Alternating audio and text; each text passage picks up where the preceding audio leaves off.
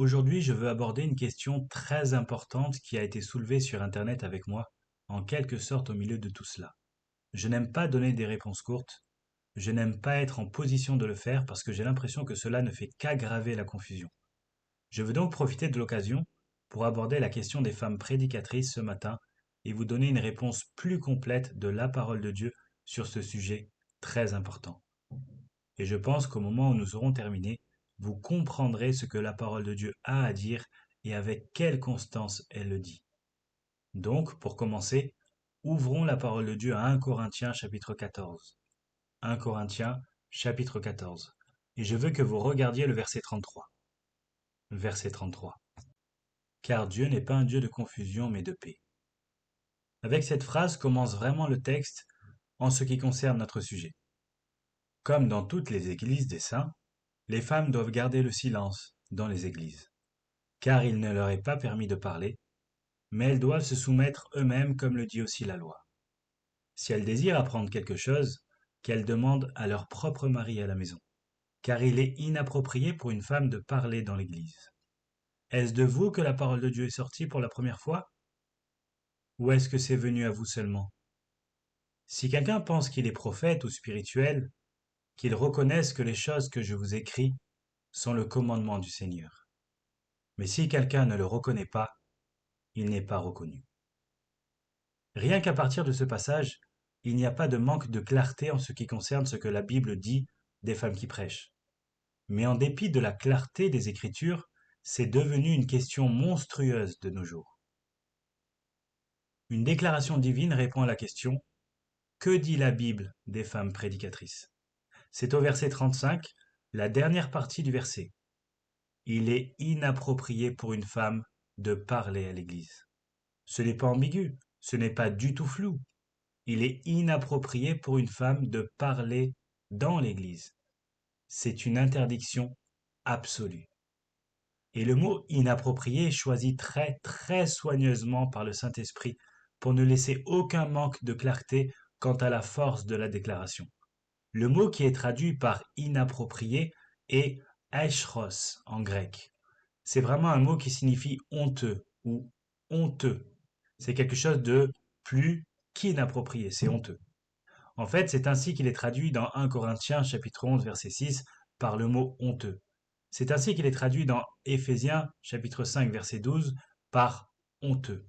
Ce même mot est utilisé dans Tite chapitre 1 verset 11 et il est traduit par sordide, un mot qui signifie essentiellement bas ou honteux. Il a le bon sens de quelque chose qui est connu pour être une honte. Dans le 5e chapitre d'Éphésiens et le 4e verset, un mot de la même racine est utilisé ici. Je vais lire le verset. Il ne doit pas y avoir de saleté, de bavardage ou de plaisanterie grossière qui ne conviennent pas. Encore une fois, c'est la même racine, honteux. Donc, saleté, bavardage, stupide ou bas, plaisanterie grossière, qui est généralement une insinuation sexuelle. Ce sont honteux, sordides. C'est ce que ce mot signifie. Ce que nous lisons alors au verset 35, c'est qu'il est honteux pour une femme de parler dans l'Église. C'est honteux. C'est un jugement reconnu sur tous ses comportements, tout comme l'enseignement du gain sordide dans Tite chapitre 1 verset 11. Gain honteux. C'est un peu comme les faux prophètes qui font ce qu'ils font pour de l'argent. Et cette loi et ce commandement divin, indubitable, sont si absolus que nous revenons au verset 34. Comme dans toutes les églises des saints, les femmes doivent garder le silence dans les églises, car ils n'ont pas le droit de parler. Et puis le verset 35, il est inapproprié que les femmes parlent à l'église, comme dans toutes les églises des saints, toujours et partout. Toute cette section commence par cette déclaration à la fin du verset 33, comme dans toutes les églises des saints. Paul nous donne ici un principe universel.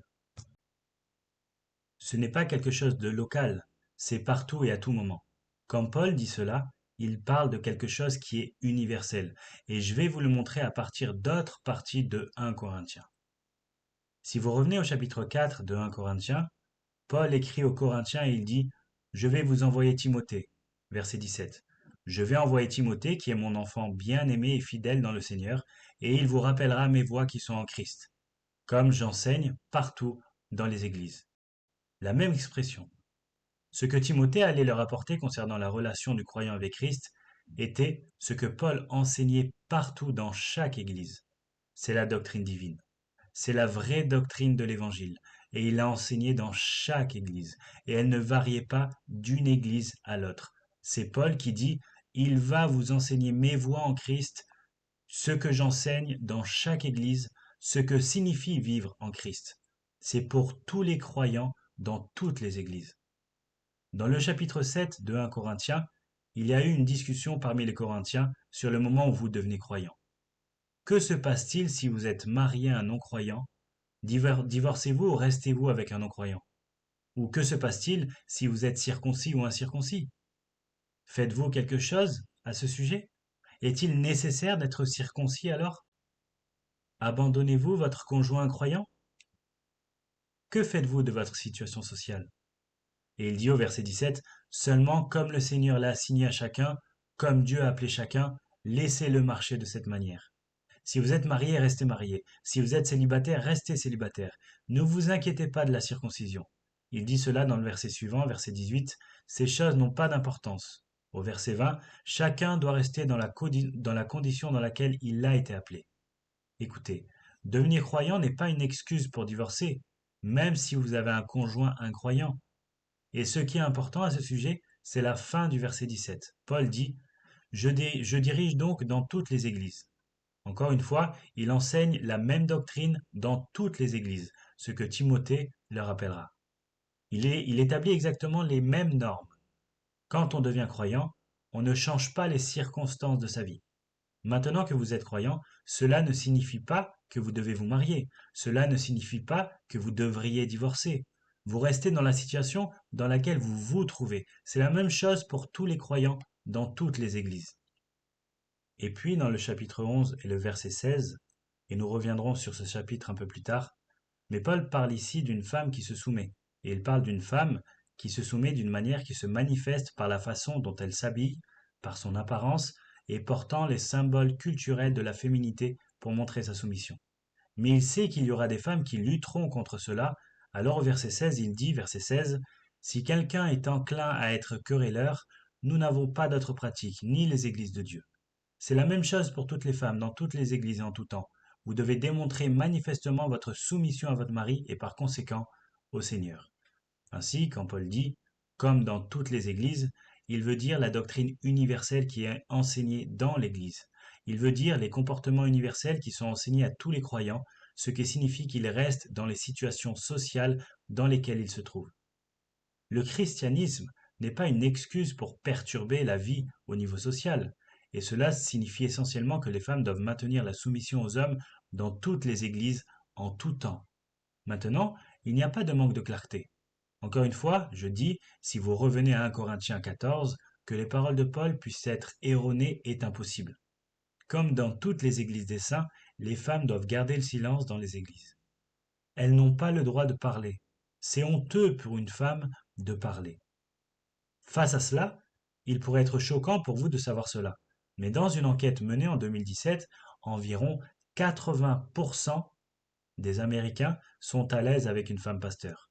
62% des chrétiens pratiquants sont ouverts aux femmes pasteurs et 40% des évangéliques sont d'accord avec les femmes pasteurs.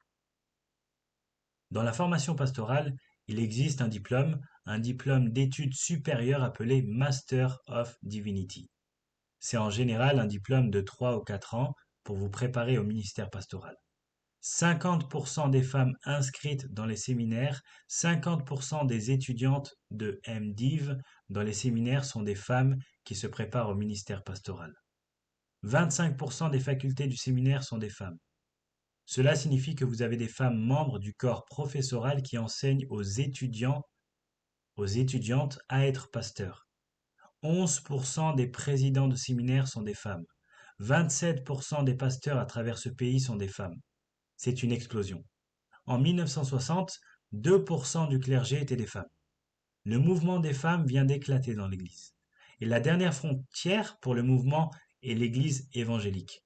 La dernière frontière à être victime de la rébellion du féminisme avec le marxisme culturel. Peut-être que les femmes pasteurs et les femmes prédicatrices sont la preuve la plus évidente de la rébellion des églises contre la Bible. Les femmes qui sont pasteurs, les femmes qui prêchent dans une église sont une honte, et elles reflètent ouvertement l'opposition au commandement clair de la parole de Dieu. C'est de la désobéissance flagrante. Cela était acceptable dans notre culture et maintenant acceptable même dans le monde évangélique. J'ai lu cette semaine un article écrit par une femme. Et cette femme qui écrit cet article a dit que l'article est conçu pour répondre à cette question. Comment le sexisme joue-t-il un rôle alors que votre congrégation travaille à embrasser le leadership pastoral des femmes? Donc, si vous n'êtes pas prêt à embrasser le leadership pastoral des femmes, vous n'êtes pas biblique, vous êtes sexiste. Pourquoi s'agit-il d'une rébellion si vaste et d'une telle portée contre la parole de Dieu? Pourquoi? Eh bien, la réponse vient dans Genèse chapitre 3. Alors, retournez avec moi à Genèse chapitre 3 et nous verrons comment tout cela commence. Nous connaissons tous l'histoire. Adam et Ève, créés dans le jardin, innocents, Ève sort de la protection d'Adam, a une rencontre avec Satan, elle est séduite, trompée, elle pêche, Adam la suit, pêche, toute la race humaine a été catapultée dans la corruption. Donc le Seigneur maudit les participants à cela. Le serpent est maudit au chapitre 3, versets 13 et 14, et même au chapitre 15. L'homme est maudit dans les versets 17, 18, 19, mais la femme est maudite au verset 16, et c'est très important. À la femme, il dit: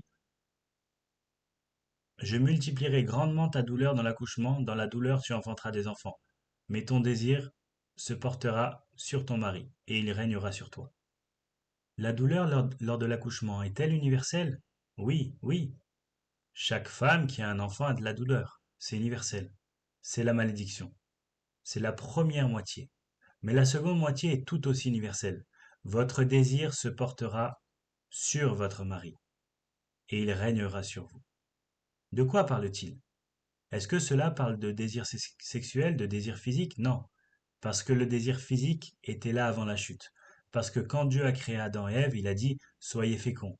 Et quoi? Et multipliez, remplissez la terre. Ayez des bébés. Ce qui conduit au bébé, c'est le désir. Il n'y a rien de mal à ce qu'une femme désire son mari de cette façon. Là n'est pas la question. Le fait est qu'il y a une malédiction sur la femme, et la malédiction est qu'elle a un désir envers son mari et qu'il doit régner sur elle. Si vous avez un désir sexuel pour votre mari, cela ne conduit pas à ce qu'il règne sur vous. Cela conduit à une union dans un acte d'amour qui produit un enfant. Quel est ce désir d'une femme qui oblige le mari à devoir la dominer? C'est une malédiction. Cette attirance sexuelle et cet amour conjugal ne sont pas une malédiction. Mais quoi qu'il en soit, c'est une mauvaise chose et cela conduit à des conflits. Eh bien, la réponse vient dans le chapitre 4. Cette phrase particulière n'est utilisée que 2 fois dans le Pentateuque de l'Ancien Testament, et en voici une seconde. Le Seigneur dit à Caïn au chapitre 4, Pourquoi es-tu en colère? Caïn, vous vous en souvenez, a offert un sacrifice inacceptable à Dieu. Pourquoi es-tu si en colère? Pourquoi ton visage est abattu? Si tu réussis, si tu fais ce qu'il faut, ton visage ne sera-t-il pas relevé? Si tu avais obéi et offert le bon type de sacrifice, pas le fruit de ton travail, mais un sacrifice animal, tu n'aurais pas ce problème. Et si tu ne fais pas bien, voici pourquoi le péché est accroupi à la porte et son désir se tourne vers toi. Mais toi, domine sur lui. C'est exactement la même expression que dans le chapitre 3. Ici, c'est le péché qui désire t'avoir et tu dois le maîtriser. C'est exactement ce que signifie le chapitre 3, verset 16. Le désir pécheur de dominer votre mari et il va devoir exercer son règne sur vous. Donc, il dit à la femme, le désir pécheur de dominer sur ton mari devra exercer son règne sur toi, et lui devra exercer son règne sur toi. À la suite de la chute, la femme porte une malédiction dans 2 domaines. Un, et c'est omniprésent et universel, la douleur dans la procréation. Deuxièmement, un désir à cause de son cœur déchu de bouleverser l'ordre divin d'autorité et de soumission et de vouloir dominer son mari. C'est la réalité universelle dans le mariage à un degré ou à un autre. La femme voudra contrôler, l'homme devra la régner. C'est aussi universel que la douleur dans la procréation. Il se réfère à un désir pécheur de contrôler. C'est pourquoi il y a constamment l'effort des femmes pour renverser l'autorité de leur mari ou l'autorité des hommes dans la culture. Et évidemment, il y a une multitude de femmes dans l'Église qui essaient de renverser le leadership masculin dans l'Église. Cela à l'esprit, revenez à 1 Corinthiens chapitre 14, verset 34. Les femmes doivent garder le silence dans les églises, car il ne leur est pas permis de parler, mais de se soumettre eux-mêmes, comme le dit aussi la loi. Vous devez vous prendre en main parce que vous vous battez contre votre propre chute, et votre propre chute vous donnerait envie de renverser l'ordre de votre propre mariage, l'autorité et la soumission. Vous êtes dans l'Église en tant que femme, dit-il, pour garder le silence dans les églises. Que voulez-vous dire? Taisez-vous? Pas difficile à comprendre, n'est-ce pas? Vous ne dites rien. Il l'a déjà utilisé 2 fois dans ce chapitre. Une fois au verset 28, dans le cas de quelqu'un parlant dans une langue, au verset 28, s'il n'y a pas d'interprète, il doit garder le silence dans l'Église. Cela signifie exactement ce qu'il dit. Il ne doit pas parler. Au verset 30, où vous avez plusieurs prédicateurs et personnes qui les jugent, si une révélation est faite à un autre qui est assis, le premier doit garder le silence. Vous ne pouvez pas avoir le chaos avec toutes sortes de personnes qui parlent en même temps. Quelqu'un doit se taire pendant que quelqu'un d'autre parle. Il s'agit donc d'un silence réel dans l'Église. Les femmes doivent donc garder le silence dans l'Église. Elles n'ont pas le droit de parler. Et puis le verset 35, la dernière moitié du verset, c'est un fait honteux pour une femme de parler à l'Église. Maintenant, c'est de l'apôtre Paul, inspiré par le Saint-Esprit avec un commandement de Dieu interdisant aux femmes partout dans le monde de parler ou de prêcher dans n'importe quelle église. Voilà donc la réponse à la question. Nous pourrions fermer le livre et rentrer chez nous. Voilà. C'est une interdiction absolue. Ils ne sont pas autorisés à parler dans l'église. Cela signifie-t-il que les femmes ne peuvent jamais enseigner? Regardons Titre chapitre 2. Tite chapitre 2. Comme l'apôtre Paul donne ici des instructions à divers groupes dans l'Église, hommes plus âgés, femmes âgées, hommes plus jeunes, jeunes femmes, nous nous concentrons sur les femmes mûres, verset 3. Tite chapitre 2, verset 3. Les femmes mûres doivent être respectueuses dans leur comportement. Un comportement respectueux serait l'obéissance à la parole de Dieu, n'est-ce pas? Seriez-vous une femme respectueuse si vous étiez une femme prédicatrice? Cela ne révère pas Dieu. Elles doivent être respectueuses dans leur comportement, pas des commérages malveillants, ni esclaves du vin, mais enseignant ce qui est bon.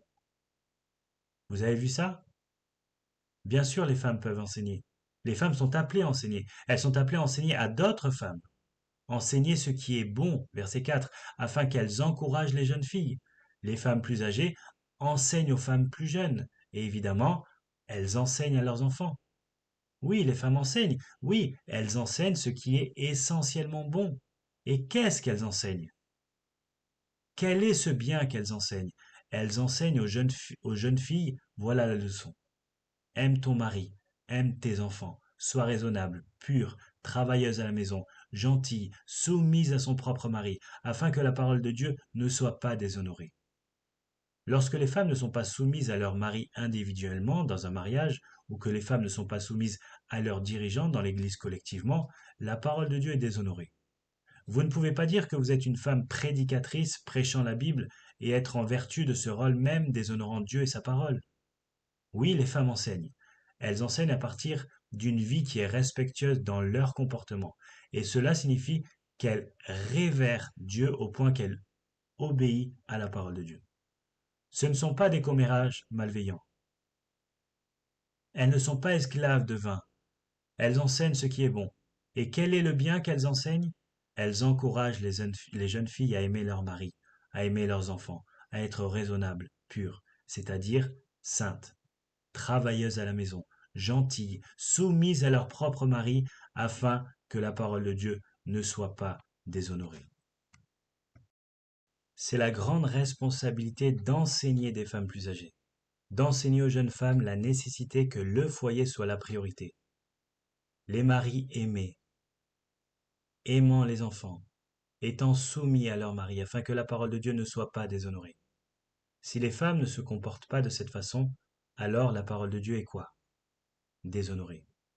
Donc toutes ces femmes qui courent partout comme prédicatrices soi-disant enseigner la Bible, défie ce que dit la Bible. Et elle propage une sorte de christianisme qui est fantaisiste sur la façon dont il traite la parole de Dieu. Paul dit, regarde, tu dois te prendre en main. Revenez maintenant à 1 Corinthiens chapitre 14. Il dit, verset 34, vraiment important. Elles doivent se soumettre eux-mêmes. Vous devez vous ressaisir.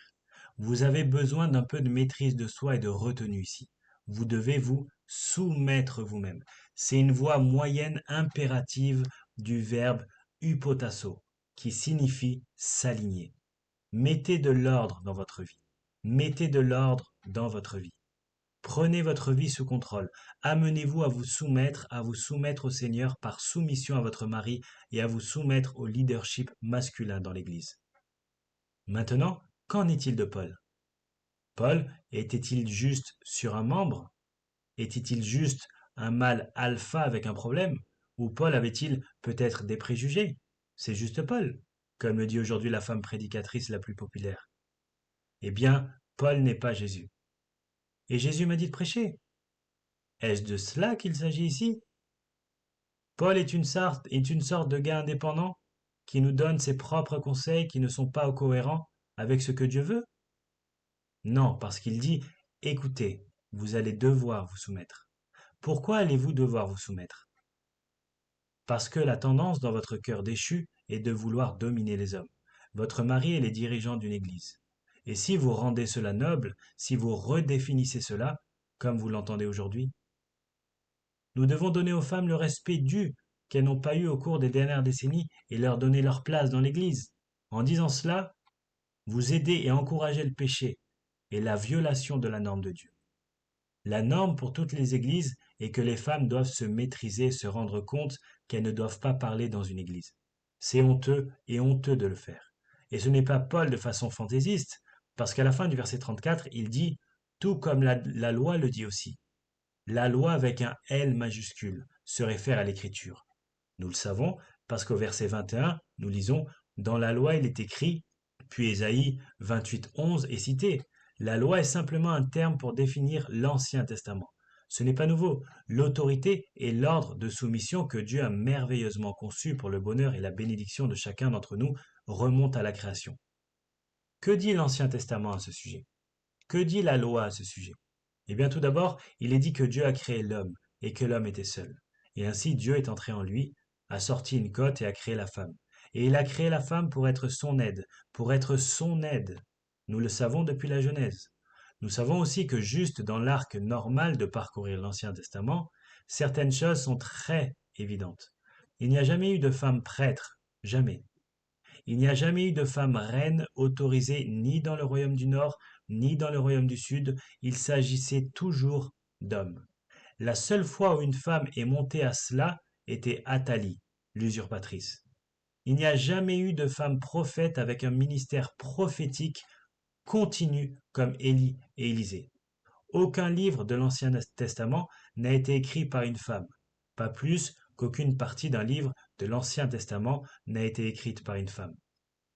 Maintenant, il y avait des femmes dans l'Ancien Testament qui, à l'occasion, parlaient pour Dieu. Myriam est appelée une prophétesse, ou quelqu'un qui parle au nom de Dieu.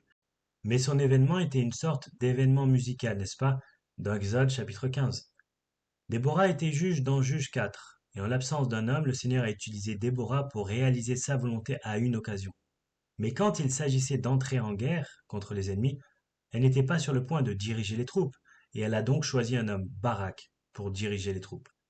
Une autre femme est mentionnée comme quelqu'un qui a parlé au nom de Dieu dans 2 Rois 22, du nom de Hulda.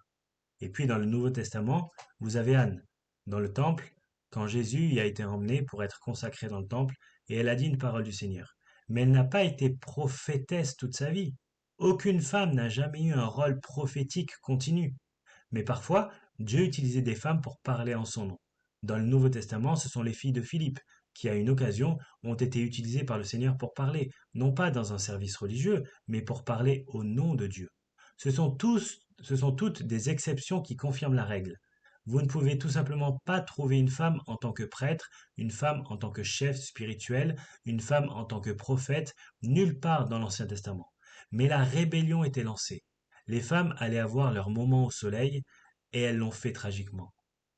Passez au chapitre 3 d'Ésaïe, au chapitre 3 d'Ésaïe. Le jugement arrive, un jour de jugement arrive. C'est le message d'Ésaïe. C'est une partie très puissante de l'Écriture. Nous allons commencer au verset 16. Dieu dénonce les femmes. De plus, le Seigneur a dit, parce que les filles de Sion sont orgueilleuses et marchent la tête haute, le cou tendu, littéralement, et les yeux séduisants. Vous avez donc des femmes qui sortent des limites ordonnées par Dieu, du contrôle de leur propre mari, et se mettent en valeur pour les autres, avec la séduction à l'esprit. Elles font des pas hachés, une certaine sorte de marche qui se veut séduisante, et font teinter les bracelets sur leurs pieds. C'est pourquoi le Seigneur affligera le cuir chevelu des filles de Sion avec des croûtes, et le Seigneur mettra leur front à nu. Je pense que la pire chose pour une femme est d'être chauve. C'est pourquoi ces chères femmes qui souffrent du cancer, de la chimiothérapie et de la radiothérapie, et de toutes celles qui portent des perruques, parce que tout le monde reconnaît que c'est la gloire d'une femme. Dieu va les rendre chauves dans le jugement. Ce jour-là, le Seigneur enlèvera la beauté de leurs bracelets de cheville, bandeaux, ornements en croissant, boucles d'oreilles pendantes, bracelets, voiles, coiffes, chaînes de cheville, écharpes, boîtes à parfum, amulettes, bagues de doigts, anneaux de nez, robes de fête, tuniques extérieures, manteaux, porte-monnaie, miroirs à main. Ésaïe chapitre 3. Cela ressemble à une liste pour la prochaine virée shopping. Sous-vêtements, turbans, voiles. Ce que vous avez ici, c'est que ces femmes sont devenues folles en essayant d'attirer l'attention sur elles-mêmes au lieu de s'humilier avec modestie et discrétion sous la direction de leur mari et de lui faire honneur. Elles s'exhibent effrontement de manière séduisante avec toute cette ornementation, bracelets de cheville, bandeaux, ornements en croissant, boucles d'oreilles pendantes. Il est si intéressant de voir comment le Seigneur est si précis à ce sujet, pas que l'une de ces choses soit mauvaise en soi, mais c'est tellement scandaleux, bracelets, voiles, coiffes, chaînes de cheville, écharpes, boîtes à parfum, amulettes, bagues de doigts, anneaux de nez, robes de fête, tuniques extérieures, cape, porte-monnaie, miroir à main, sous-vêtements, turbans, voiles. Malheureusement, au verset 24, il arrivera qu'au lieu d'un doux parfum, il y aura putréfaction. Au lieu d'une ceinture, une corde, au lieu de cheveux bien fixés, un cuir chevelu arraché, au lieu de beaux vêtements, un sac à dos, et l'image de marque au lieu de la beauté. Et puis voici les retombées. Vos hommes tomberont par l'épée. Devine quoi? Lorsque les femmes prennent le contrôle d'une culture, les hommes deviennent faibles. Quand les hommes deviennent faibles, ils peuvent être conquis. Ils peuvent être conquis. Vous observez cela se produire dans ce pays. Alors que de plus en plus de femmes accèdent au pouvoir, de plus en plus d'hommes deviennent de plus en plus faibles, et le niveau de vulnérabilité ne cesse de s'aggraver. Vos hommes tomberont par l'épée parce qu'ils deviennent faibles. Vous avez littéralement vécu la malédiction de Genèse chapitre 3. Vous avez voulu les dominer et vous l'avez fait. Et vos puissants vont tomber au combat, et ces portes se lamenteront et pleureront, c'est-à-dire la ville. Et déserte, elle s'assiera par terre. Devinez quoi? Quand tous les hommes ont été massacrés, vous pouvez vous asseoir là avec tous vos bijoux et vos ordures. Vous avez été conquis parce que vous avez maîtrisé vos protecteurs. Ne vous méprenez pas. C'est ce que nous vivons aujourd'hui. La malédiction a été légitimée même dans l'Église évangélique maintenant. La dernière frontière a tombé. L'autonomisation des femmes rend les hommes faibles. Les hommes faibles rendent tout le monde vulnérable, en danger. Retournez au chapitre 3, verset 12. Ô mon peuple, leurs oppresseurs sont des enfants, et les femmes règnent sur eux. Maintenant, ce n'est pas destiné à être anti-femme, pas plus que c'est anti-enfant. Laissez-moi vous dire quelque chose. Si les enfants sont responsables, nous avons des problèmes. Si les femmes sont aux commandes, nous avons des problèmes. Et si vous regardez attentivement notre nation, vous devriez convenir que ce sont des femmes puériles, jeunes, inexpérimentées et ignorantes qui accèdent au pouvoir. Lorsque vous renversez l'ordre divin, les résultats sont toujours désastreux. Et encore une fois, ce n'est pas plus anti-femme que ce n'est anti-enfant. Mais c'est un jugement divin sur une nation que ces jeunes et ces femmes sont au pouvoir. Les jeunes, me semble-t-il, et les femmes s'emparent des églises. Il y a donc beaucoup de révélations de l'Ancien Testament pour maintenir la norme du Nouveau Testament pour que les femmes gardent le silence dans les églises. D'ailleurs, dans le Nouveau Testament, il n'y avait pas de femmes apôtres, il n'y avait pas de femmes prophètes, Il n'y avait pas de femme pasteur, d'ancien. Aucun livre du Nouveau Testament n'est écrit par une femme. Aucun sermon n'est jamais enregistré d'une femme. Et chaque fois que Dieu nomme des gens, que ce soit les apôtres ou Acte 13, ce sont tous des hommes. C'est l'ordre divin. Tout d'abord, Timothée 2, regardons cela. Et cela correspondra bien à ce que je viens de vous lire dans Ésaïe 3. 1 Timothée chapitre 2. Maintenant, Paul écrit à Timothée pour l'aider à mettre de l'ordre dans l'Église. Si vous regardez le chapitre 3 pendant un instant, versets 14 et 15, chapitre 3 donc versets 14 et 15, Je t'écris ces choses avec l'espérance d'aller bientôt vers toi, mais si je tarde, tu sauras comment il faut se conduire dans la maison de Dieu, qui est l'Église du Dieu vivant, la colonne et l'appui de la vérité. Je t'écris cette lettre afin que tu saches comment il faut conduire les choses dans l'Église. pour vivre en cohérence avec la vérité, la vérité révélée, la vérité divine, la parole de Dieu. Et tout au long de cette lettre, des deux côtés de ce verset, avant et après lui, Paul donne des instructions pour la vie de l'Église. En particulier, revenons au chapitre 2 et examinons les instructions pour les femmes. Verset 9. De même, les femmes doivent se parer de vêtements convenables, modestement et discrètement, et non de cheveux tressés et d'or, de perles ou de vêtements coûteux. C'est l'antithèse d'Ésaïe 3, n'est-ce pas? Les femmes doivent être identifiées parce qu'elles s'habillent de manière appropriée, appropriée pour le culte, avec modestie et discrétion. Qu'est-ce que c'est que cette chevelure tressée aux perles d'or? De quoi s'agit-il? Puisque les femmes portaient essentiellement une robe de leur cou au sol, la seule façon d'afficher leur richesse serait dans la qualité du vêtement qu'elles portaient. Mais plus encore, elles tissaient leurs perles et leur or à travers leurs cheveux tressés, et ainsi elles exposaient leur richesse, attirant l'attention sur eux-mêmes. Je veux que les femmes se parent de vêtements appropriés, modestement et discrètement, non pas avec des cheveux tressés, de l'or, des perles ou des vêtements coûteux, mais plutôt au moyen de bonnes œuvres, comme il est approprié pour les femmes qui revendiquent la piété. Vous dites que vous êtes une femme pieuse, alors vous devriez manifester de bonnes œuvres. Et quelles sont ces bonnes œuvres? Immédiatement verset 11. Une femme doit recevoir tranquillement des instructions avec une soumission totale. Mais je ne permets pas à une femme d'enseigner ou d'exercer son autorité sur un homme, mais de rester dans le silence. C'est ainsi que vous vous conduisez dans l'Église. Les femmes sont appelées à la pudeur, elles sont appelées à la discrétion, elles sont appelées à de bonnes œuvres, elles sont appelées à la piété. Et qu'est-ce que cela signifie? Cela signifie qu'elles reçoivent des instructions tranquillement avec une soumission totale. Langage très fort, soumission totale. Vous voulez savoir à quel point c'est entier? Allez à 1 Pierre chapitre 3. Comme Pierre donne des instructions pour une vie pieuse. 1 Pierre chapitre 3, Pierre va parler à nouveau aux femmes et il dit: De la même manière, vous les femmes, chapitre 3, verset 1, soyez soumises à vos propres maris. Vous voyez l'image ici? Il ne cesse de répéter ceci: soyez soumises, soyez soumises. Pourquoi? En raison de la réalité de la chute qui s'est construite dans la malédiction et le désir inné et déchu d'une femme de dominer son mari et de prendre le contrôle. Et collectivement, cela signifie faire la même chose dans la société et même faire la même chose dans l'Église. Il y a donc ces déclarations répétées sur soyez soumis à votre propre mari, de sorte que même si l'un d'entre eux désobéisse à la parole, c'est-à-dire peut-être qu'ils sont non-croyants, ils peuvent être gagnés sans un mot par le comportement de leur femme, alors qu'ils observent votre comportement chaste et respectueux. Encore une fois, votre parure ne doit pas être simplement extérieure, tresser les cheveux, porter des bijoux en or, mettre des robes de fantaisie, mais qu'elle soit la personne cachée du cœur, avec la qualité impérissable d'un esprit doux et tranquille qui est précieuse aux yeux de Dieu. Cet esprit doux est tout à fait et précieux aux yeux de Dieu. Et puis il donne une illustration de l'Ancien Testament. Voici donc plus de la loi de l'Ancien Testament.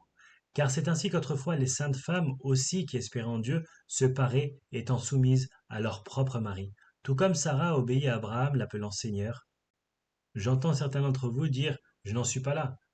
Peut-être que je l'appellerai chérie, mais par contre Seigneur. Eh bien Sarah a obéi à Abraham l'appelant Seigneur. Et vous êtes devenus ses enfants si vous faites ce qui est juste sans être effrayés par aucune peur. Vous n'avez pas à craindre de vous soumettre à votre mari. C'est l'ordre divin de Dieu. Même s'il est incroyant, vous pouvez le gagner par votre comportement. Et encore une fois, l'hypothèse dans tous ces passages et que c'est quelque chose sur lequel les femmes doivent travailler, parce que leur nature déchue cherche naturellement à contrôler. Et en passant, nous savons que les femmes ont le pouvoir de contrôler.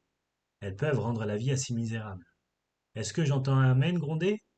Mais vous obtenez l'image avec tout cela dans la parole de Dieu qu'il y a une bataille en cours ici. Il y a une bataille dans chaque mariage, il y a une bataille dans chaque société, il y a une bataille dans chaque église pour maintenir l'ordre divin. Revenez donc à 1 Timothée chapitre 2. Les femmes sont donc appelées à la modestie, à la discrétion, aux bonnes œuvres, à la piété. Et à quoi cela ressemble-t-il? Cela signifie qu'ils, ou plutôt qu'elles, reçoivent tranquillement des instructions avec une soumission totale. Une soumission totale. Mais je ne permets pas aux femmes d'enseigner ou d'exercer une autorité sur un homme, mais de rester silencieux. C'est tellement absolu, c'est inflexible.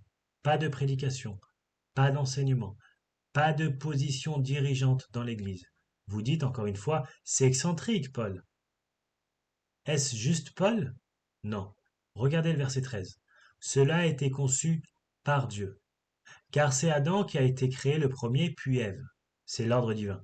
C'est Adam qui a été créé en premier, puis Ève.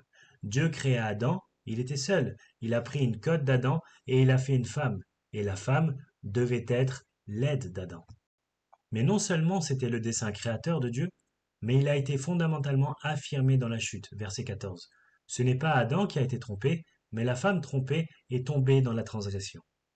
C'est un avertissement très sévère, un avertissement très sévère. Une femme, hors de la protection de sa tête, est vulnérable.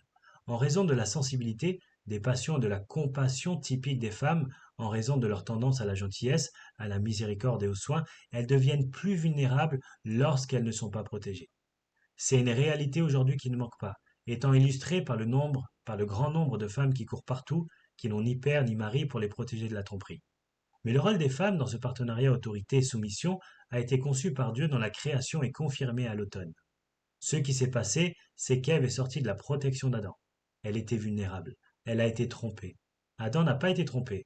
En gros, il mangeait volontiers. Pourquoi? Elle a péché parce qu'elle a été trompée par Satan. Il a péché parce qu'il ne pouvait pas vivre sans elle. Vous comprenez cela? Elle était devenue tout pour lui. Et quand les rôles sont inversés, les femmes sont trompées. De mauvaises choses arrivent. Les hommes s'affaiblissent, des choses pires se produisent. Toute la race humaine est tombée avec Adam. Vous trafiquez cet ordre, le chaos est sans fin. Alors, où cela laisse-t-il les femmes? Si les hommes sont responsables de tout, où cela nous mène-t-il? Verset 15, 1 Timothée 2,15. Mais les femmes seront. Et le verbe grec ici est sozo, ce qui signifie sauver. C'est le même mot pour sauver comme spirituellement sauver. Les femmes seront sauvées par la naissance d'enfants. Il y a l'équilibre, non? Vous pouvez avoir les bébés. Vous pouvez allaiter les bébés. Vous pouvez les tenir dans vos bras. Vous pouvez passer tous les jours avec eux. Vous pouvez les nourrir. Vous pouvez les développer. C'est votre merveilleux privilège. En réalité, il a une profondeur d'influence à ce niveau qu'aucun homme n'aura jamais avec ses enfants. Maintenant, qu'est-ce que cela signifie? Elle sera sauvée par la mise en garde d'enfants? Je me souviens quand j'étais à Bucarest, en Roumanie, il y a quelques années, il y a eu une conférence de pasteurs. Il y avait environ 12 ou 1500 pasteurs et leurs épouses dans cette église. Et ils voulaient, après que j'ai beaucoup parlé, ils voulaient avoir une séance de questions-réponses. Alors l'un des gars posait la question. Qu'est-ce que cela signifie? Les femmes seront sauvées par la procréation. Et j'ai dit, eh bien, j'ai juste laissé échapper. Eh bien sûr, cela ne signifie pas le salut spirituel. Cela ne veut pas dire que vous allez au paradis si vous avez des bébés, vous savez. Vous n'obtenez pas la vie éternelle en ayant des bébés. Donc cela ne peut pas signifier ce genre de salut. Cela n'a rien à voir avec le salut de votre âme. Tout d'un coup, la pièce est devenue à plat. C'était comme si quelqu'un avait aspiré tout l'oxygène et je pouvais voir la confusion sur les visages des hommes et des femmes. Et le modérateur, assis à côté de moi, a dit, vous venez de lâcher une bombe, parce que dans notre théologie, vous pouvez perdre votre salut.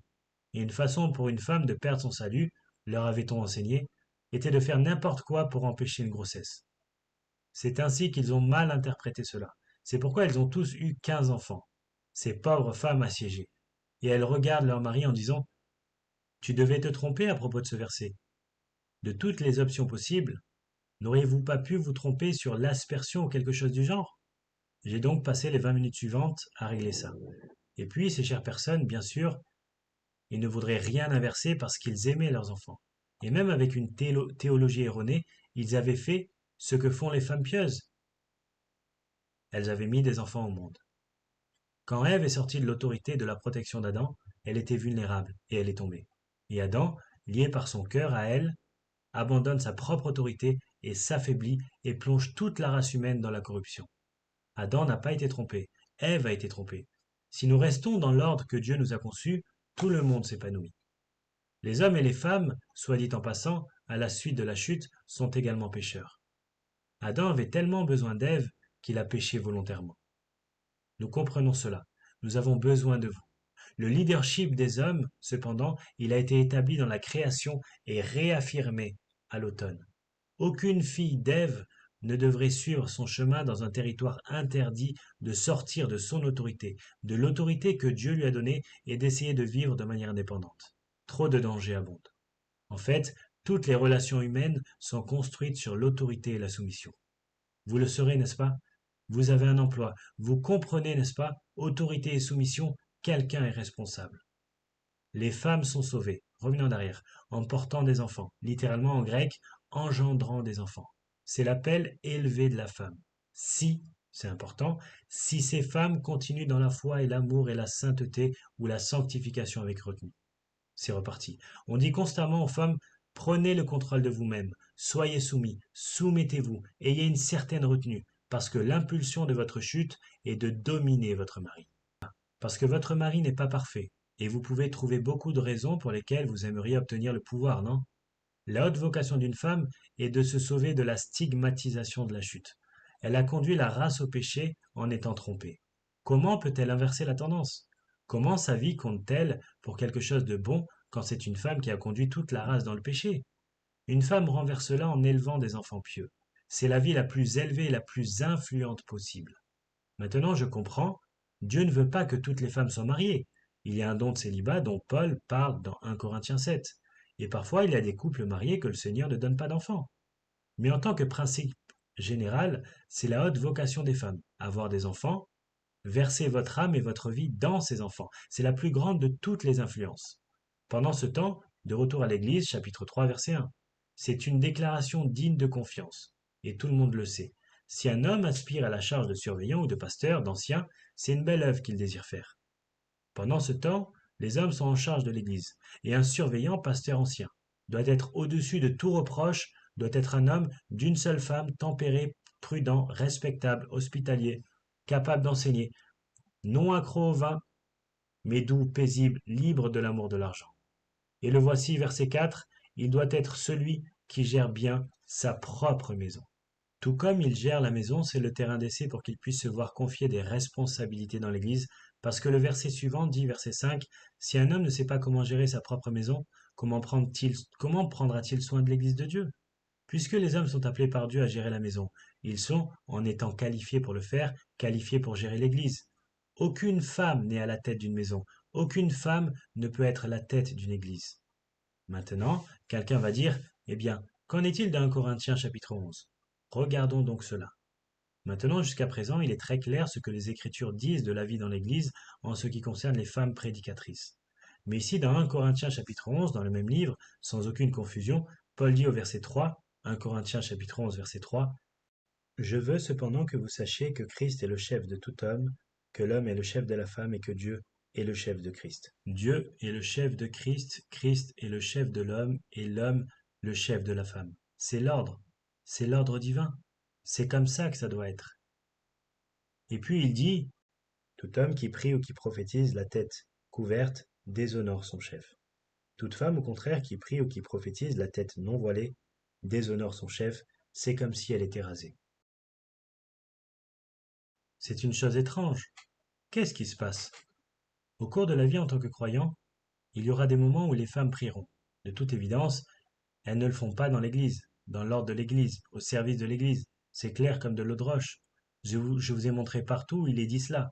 Mais dans la communion des saints, dans l'occasion de prêcher l'Évangile, de proclamer l'Évangile, de rendre témoignage, il y aura des moments dans les foyers, dans les réunions sociales, ou quoi que ce soit d'autre, où les femmes vont prier. Et il y a des moments où les femmes vont parler. Prier signifie que vous parlez à Dieu des gens. Prophétiser signifie que vous parlez de Dieu aux gens. Vous allez dire la vérité de l'évangile à quelqu'un. Vous allez prier Dieu au nom de quelqu'un. Donc vous priez Dieu. Vous parlez à Dieu des gens ou vous parlez aux gens de Dieu. C'est ce qui va arriver. Et un grand hôte, dit l'Ancien Testament, un grand hôte sont les femmes qui publient la bonne nouvelle. Ainsi, nous tous, hommes et femmes, sommes appelés à prier. Nous devons prier pour les gens, nous devons prier avec les gens, nous devons communiquer la vérité de l'Évangile. Nous devons nous nourrir les uns les autres, nous parler les uns aux autres de manière édifiante.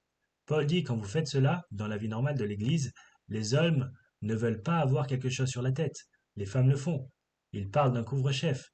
Il s'agit apparemment d'une coutume locale. Je ne sais pas jusqu'où cela s'est étendu, mais je vais vous montrer à quel point c'est important. Si un homme a quelque chose sur la tête, alors que c'est traditionnellement ce que font les femmes, alors un homme agit d'une manière efféminée. Et il fait une sorte de prière spirituelle où proclame la vérité, mais il a une couverture sur la tête. Il déshonore son Seigneur et lui-même, parce que dans cette culture, les femmes portaient des couvre-chefs et les hommes non. Ainsi, si une femme découvre sa tête en priant ou en prophétisant, dans ce cas-là qu'elle se rase. Quelle femme se rase la tête? Lesbienne, prostituée. Parfois, il rase la tête des adultères. En d'autres termes, ce que Paul dit, lorsque vous agissez en tant que croyant dans n'importe quel contexte publiquement, maintenez les symboles visibles de votre virilité et de votre féminité. Nous vivons dans une culture où ils essaient de gommer cela, n'est-ce pas? Où les coiffures androgynes et les vêtements androgynes, et qui sait ce que c'est cette personne transgenre, rejetant la réalité du genre. Tout cela une attaque complète contre l'ordre divin de Dieu. La coutume locale voulait donc que les femmes en public portent un couvre-vêtement, symbole de leur féminité. C'est la même chose aujourd'hui. Je veux dire, je peux regarder dehors et je peux dire exactement qui sont les femmes et qui sont les hommes à cause de vos cheveux. C'est un signal culturel. Les hommes ressemblent à des hommes et les femmes ressemblent à des femmes. Mais apparemment, dans la société corinthienne, parce qu'il y avait tellement de confusion à ce sujet, comme on pouvait s'y attendre dans une culture idolâtre païenne, certaines femmes étaient venues à Christ, mais n'avaient pas perdu certaines de ses caractéristiques rebelles. Et peut-être certains des hommes aussi. Il y a peut-être eu des hommes efféminés, bien sûr, parce que, dit Paul aux Corinthiens dans 1 Corinthiens 6, efféminés, homosexuels, tels étaient certains d'entre vous. Vous vous êtes peut-être habillé comme une femme, vous pouvez avoir des symboles efféminés manifestes, ou vous avez peut-être fait partie d'un mouvement de libération des femmes. Il y en avait beaucoup à Rome. Nous lisons que des femmes courent partout avec des lances qui collent des cochons, des femmes portant une armure, portant des épées, femmes se rasant la tête. Toutes ces sortes de rébellions faisaient partie du monde antique. Paul dit simplement, écoutez, en tant que croyant, vous devez vous assurer que les gens savent que vous êtes un homme ou une femme. Si vous ne saviez pas que cela a été attaqué dans le passé, vous le sauriez aujourd'hui, n'est-ce pas? Un homme avec un couvre-chef était efféminé. Une femme sans couvre-chef était masculine. Les symboles sont importants. Notre culture a popularisé les modes qui brouillent ces lignes. Quand vous allez faire du shopping, les gars, allez au département des hommes. Et si vous ne pouvez pas dire si vous êtes dans le département des hommes ou non, allez ailleurs. Mesdames, allez au département des dames. Pas de place pour le travestissement. Le travestissement, la confusion des genres. Quand une femme s'habillait dans un style socialement féminin, elle déclarait sa compréhension de l'ordre de Dieu. Elle déclarait sa compréhension du caractère divin, unique d'être une femme, et elle témoignait de sa soumission à ce dessein divin, de sa soumission et de son dévouement à son mari. Et pour une chrétienne, en outre, elle déclarait sa dévotion à Jésus-Christ. Mais comme il est clair dans cette lettre, les Corinthiens ont eu du mal à se séparer de leur ancien style de vie et ils avaient besoin d'être instruits pour le faire. Les couvre-chefs ne sont pas le problème. Porter ces symboles qui vous désignent clairement en tant que femme, c'est un problème. Porter ce genre de symbole qui vous déclare clairement en tant qu'homme, c'est un problème. Et c'est le dessein de Dieu. Verset 7. Tout ce qui n'est pas le cas est honteux, dit le verset 6. Le verset 7 dit, un homme ne doit pas avoir la tête couverte, puisqu'il est l'image et la gloire de Dieu, et la femme est la gloire de l'homme. Dieu est le créateur de l'homme à partir de rien. Dieu est le créateur de la femme hors de l'homme. La gloire de l'homme est à l'image de Dieu. La femme est qu'elle est créée par Dieu à partir de l'homme. Un homme ne vient pas de la femme, mais la femme de l'homme. Car en effet, l'homme n'a pas été créé pour la femme, mais la femme pour l'homme. En d'autres termes, gardez ces distinctions claires, autorité, Soumission. et la culture le reconnaît si clairement que toutes les cultures ont ce genre de marque distinctive. Et puis ceci, verset 10, c'est pourquoi la femme doit avoir un symbole d'autorité sur sa tête à cause des anges. Quoi? Que cela signifie-t-il? Les créatures les plus soumises, les plus saintes et les plus soumises de l'univers sont les anges, n'est-ce pas? Que sont les anges? Ce sont des esprits au service, n'est-ce pas, qui servent constamment le Seigneur. Ils sont donc les plus purs et les plus élevés de toutes les créatures soumises.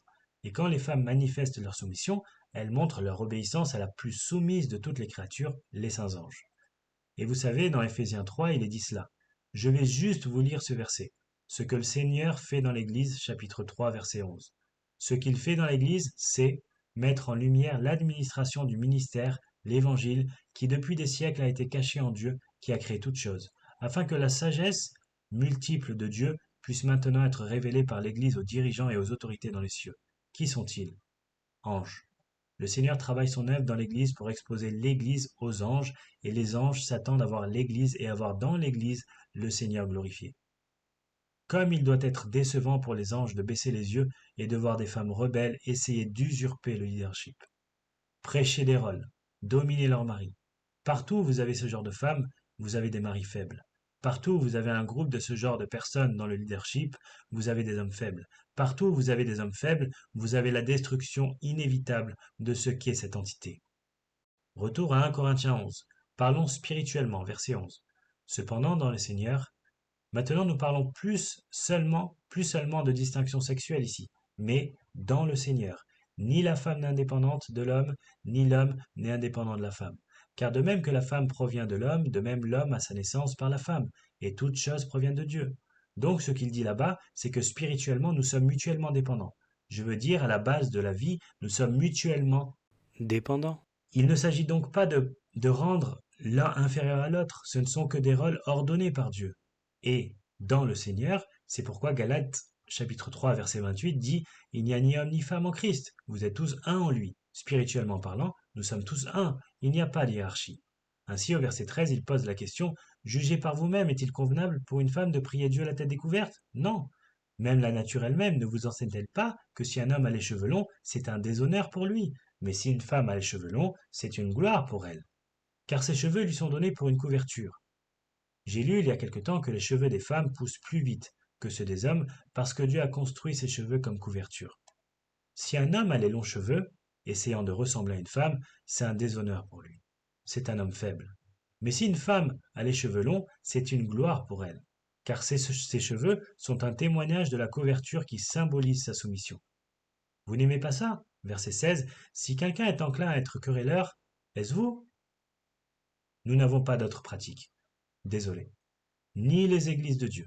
Il y a encore cette phrase. C'est tout pour chaque église, en tout lieu, tout le temps.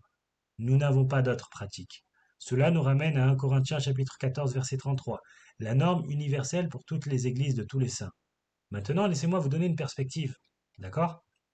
L'humanité est composée de familles par le dessein de Dieu. Et là où les familles ordonnées par Dieu sont fortes, vous avez une culture forte, vous avez une église forte. Les relations dans ces familles suivent dans la société et vous avez une société ordonnée. Ces relations suivent dans l'église et vous avez une église ordonnée. Les hommes dirigent, nourrissent, protègent, fournissent. Les femmes soutiennent et nourrissent.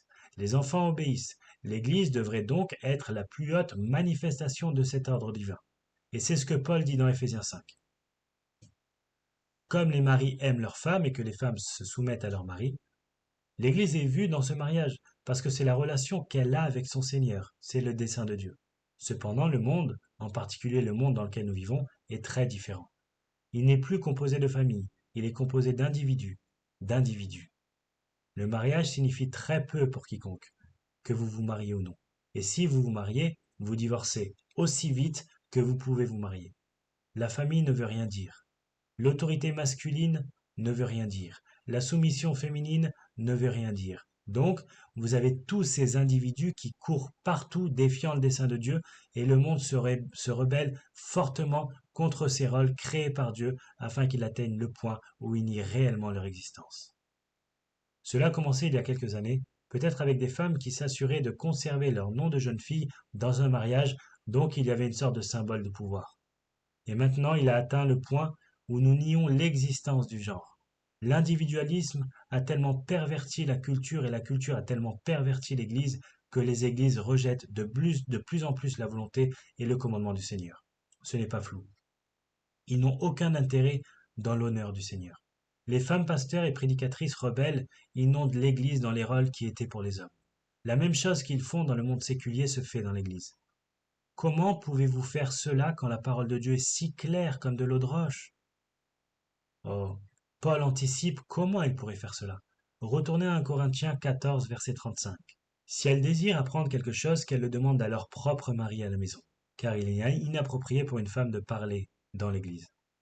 Cela met un fardeau sur le mari d'être l'enseignant. Mais alors, verset 36, pourquoi voudriez-vous défier cela? Est-ce de vous que la parole de Dieu est sortie pour la première fois? Eh bien, ce n'est que du sarcasme. Avez-vous écrit la Bible? Est-ce de vous que la parole de Dieu est allée? Êtes-vous la source de la vérité divine? Parce que si vous défiez cela, vous agissez comme si vous étiez Dieu, et vous avez ignoré la révélation de Dieu parce que vous êtes une autorité supérieure. Ou peut-être plus de sarcasme. Ou est-ce venu à vous seulement? Vous avez une révélation privée, je vois. Jésus est venu à vous? Jésus t'a dit de faire cela? Regardez, Paul anticipe la seule défense possible des femmes prédicatrices. Premièrement, vous avez des idées qui l'emportent littéralement sur Dieu. Vous obtenez une révélation privée. Comme le dit cette femme prédicatrice la plus célèbre, je ne me suis pas abandonné à un appel d'homme quand j'avais 18 ans, je me suis abandonné à un appel de Dieu. Il ne me vient jamais à l'esprit une seconde de ne pas l'accomplir. Je suivrai Jésus. Jésus me dit quoi faire. Vraiment? La seule défense est soit que vous êtes l'auteur de l'écriture, soit que vous êtes l'auteur d'une écriture supérieure à Dieu, soit que vous obtenez une révélation personnelle. L'une des conversations que cette femme a eues avec Jésus était la suivante. Comment vas-tu ce matin? Jésus a dit. J'ai dit, j'irai jusqu'à toi dans une minute. Il a dit, ah, je ne m'en fais pas, je vais bien. Comment vas-tu? Vous voyez? C'est la routine quotidienne de quelqu'un qui essaie de justifier sa désobéissance par une révélation spéciale, intime et personnelle, où Jésus ne parle qu'à lui. Voici donc un dernier mot, versets 37 et 38. Si quelqu'un pense qu'il est un prédicateur, ou si quelqu'un pense qu'il est spirituel, conduit par l'esprit, pneumatikos, si quelqu'un pense qu'il est un prédicateur ou spirituel, qu'il reconnaisse que les choses que je vous ai écrites sont le commandement du Seigneur. Si vous ne reconnaissez pas ce que je viens d'écrire comme le commandement du Seigneur, vous n'êtes ni un prédicateur, ni spirituel. Si quelqu'un ne reconnaît pas ce que j'ai écrit comme étant le commandement du Seigneur, il n'est pas connu. Si vous ne reconnaissez pas le commandement de Dieu, nous ne vous reconnaissons pas comme un prédicateur ou une personne spirituelle. Ce que Paul a écrit est le commandement du Seigneur. Violez ce commandement, et vous n'êtes pas un prédicateur, et vous n'êtes pas spirituel. Vous êtes un fraudeur. La parole de Dieu est claire. Maintenant, permettez-moi de dire ceci. J'aime beaucoup de choses à propos de Grace Church, mais l'une des choses que j'aime le plus en haut de ma liste est les femmes de Grace Church. Nous avons beaucoup d'hommes forts parce que vous honorez leur force, vous honorez leur responsabilité. Mais ceux qui définissent cette Église, ce sont les femmes. Votre douceur, votre grâce, votre bonté, votre tendresse, votre miséricorde, votre amour. Il imprègne littéralement toute cette Église. Nous l'apprécions, nous nous en prélassons, nous y vivons. Et les étrangers qui viennent ici de temps en temps en parlent tous. Il y a tellement d'amour dans cette Église. Regardez, les hommes, nous avons nos mondes à conquérir. Mais le cœur et l'âme de cette Église, ce sont les femmes précieuses qui marchent selon l'Esprit et qui vivent leur vie dans la foi, l'amour, la sainteté et la retenue, et élèvent des enfants pieux. Et vous êtes la bénédiction pour nous tous. Vous êtes le cœur de cette Église. Nous sommes la force, vous êtes le cœur. Merci donc pour votre fidélité. Prions.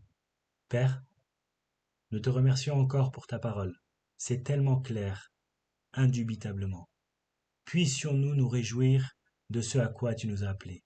Aide-nous tous à remplir ces rôles, afin que nous puissions élever une génération de jeunes pieux à ta gloire, afin que ta parole ne soit jamais déshonorée, ton nom jamais déshonoré, afin que les anges, quand ils nous regardent, se réjouissent de cette obéissance. Merci pour la joie qui vient dans cette obéissance. Nous prions au nom du Christ. Amen.